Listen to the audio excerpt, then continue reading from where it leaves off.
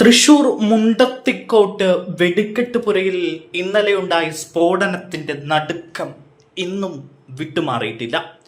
13 ജീവനുകൾ നഷ്ടപ്പെട്ട അപകടത്തിൽ കാണാതായവർക്ക് വേണ്ടിയുള്ള തെരച്ചിൽ ഇപ്പോഴും തുടരുകയാണ്. അപകടത്തിന് എന്താണ് കാരണം എന്ന അന്വേഷണം നടക്കുകയാണ്. വ്യക്തമായ കൃത്യമായ ഒരു ഉത്തരത്തിലേക്ക് എത്താൻ ഇതുവരെയും ഉദ്യോഗസ്ഥർക്കും കഴിഞ്ഞിട്ടില്ല. കനത്ത ചൂടാണോ അതോ മറ്റെന്തെങ്കിലും കാരണമാണോ അപകടത്തിനുണ്ടായത് എന്നത് അന്വേഷിച്ചു വരികയാണ്. അപകടത്തിൽ നിന്ന് തലനാരിഴയ്ക്ക് രക്ഷപ്പെട്ടവർ ഇനി ജോലിക്കില്ല എന്നാണ് വിങ്ങലോടെ പ്രതികരിക്കുന്നത്. ഇന്നലെ വൈകുന്നേരത്തോടെ വെടിപ്പുര സ്ഥിതി ചെയ്തിരുന്നിടത്ത് ബാക്കിയായത് പുകയും ചെറിയ പൊട്ടിത്തെറികളും മാത്രമായിരുന്നു.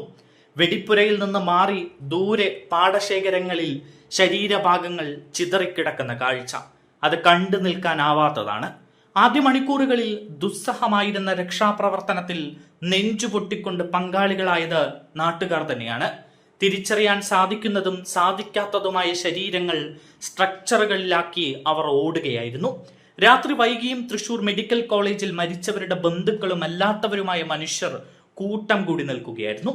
അപ്രതീക്ഷിതമായ ഈ വലിയ ദുരന്തത്തെ എങ്ങനെ നേരിടുമെന്നറിയാതെ നിൽക്കുകയായിരുന്നു ഒരു നാടും അവിടത്തെ നാട്ടുകാരും. സ്ഫോടനത്തിൽ 13 പേർക്കാണ് ജീവൻ നഷ്ടമായത്.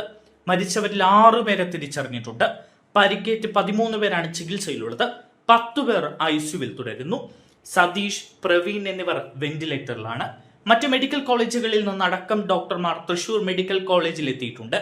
ജീവൻ നഷ്ടപ്പെട്ടവരുടെ പോസ്റ്റ്മോർട്ടം നടപടികൾ പുരോഗമിക്കുകയാണ്. നിലവിൽ 5 മൃതദേഹങ്ങളും 11 ശരീരഭാഗങ്ങളും പോസ്റ്റ്മോർട്ടം ചെയ്തു. 15 ശരീരഭാഗങ്ങളാണ് ഇനി പോസ്റ്റ്മോർട്ടം ചെയ്യാനുള്ളത്.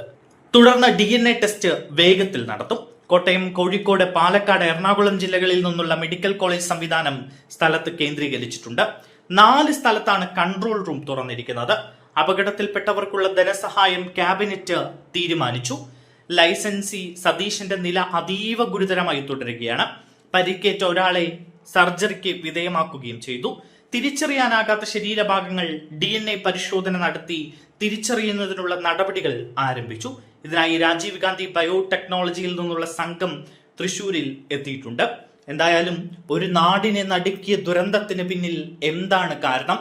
മതിയായ സുരക്ഷാ സംവിധാനങ്ങൾ അവിടെ ഉണ്ടായിരുന്നില്ല എന്ന ആരോപണം ഇപ്പോൾ തന്നെ ഉയരുന്നുണ്ട്.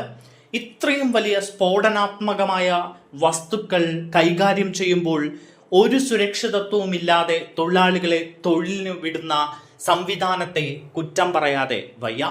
എന്തായാലും അവരുടെ കുടുംബം തേങ്ങുകയാണ്. ഒരു നാട് തന്നെ കരയുകയാണ്.